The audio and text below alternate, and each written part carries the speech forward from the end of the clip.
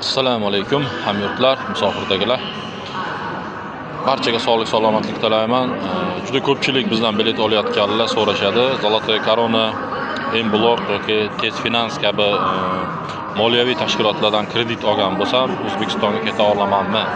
Yoki 1 yildan beri to'lamayapman, qanchadir muddatdan beri to'lamayapman, O'zbekistonga qaytsam bo'ladimi? degan savollar juda ko'p.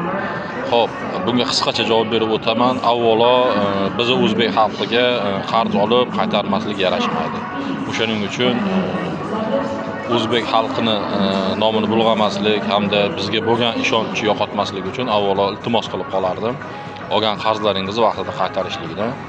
Xo'p, keyingisi agarda siz yaqinda olgan bo'lsangiz va to'lovini vaqtida qilayotgan bo'lsangiz, sizda hech qanaqangi muammo yo'q. O'zbekistonga borib, qaytib kelib, ishlab qarzingizni uzishingiz mumkin. Xo'p, agar prasrochniy bo'ladigan bo'lsa, 1 yil bo'ldi, ba'zilar 2 yil bo'ldi deydi. Siz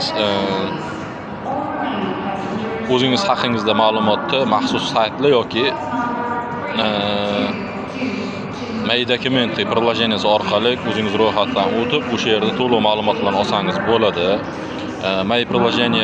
My Documenty приложениесі bu nafaqat sizning qarzdorligingiz yoki boshqalar, sizning patentingiz haqiqiy yoki haqiqiy emasligi, registratsiyangizni haqiqatdan ham ba'zida bor yo'qligini isbotlovchi, ko'rsatib turuvchi platformalardan bittasi.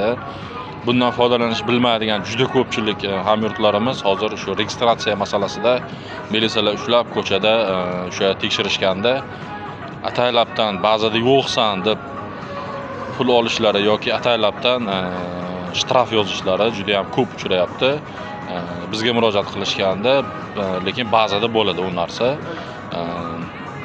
O'shaning uchun xuddi shunaqangi biz uchun yaratilgan imtiyozlardan foydalanib, keraklik o'sha havolalar orqali ishingizni bitirsangiz, menimcha maqsadga muvofiq bo'ladi. Siz o'sha registratsiyangiz borligi yoki qarzdorligingiz bor yo'qligini doimo bilib tursangiz bo'ladi. Sog' bo'ling, salomat bo'ling.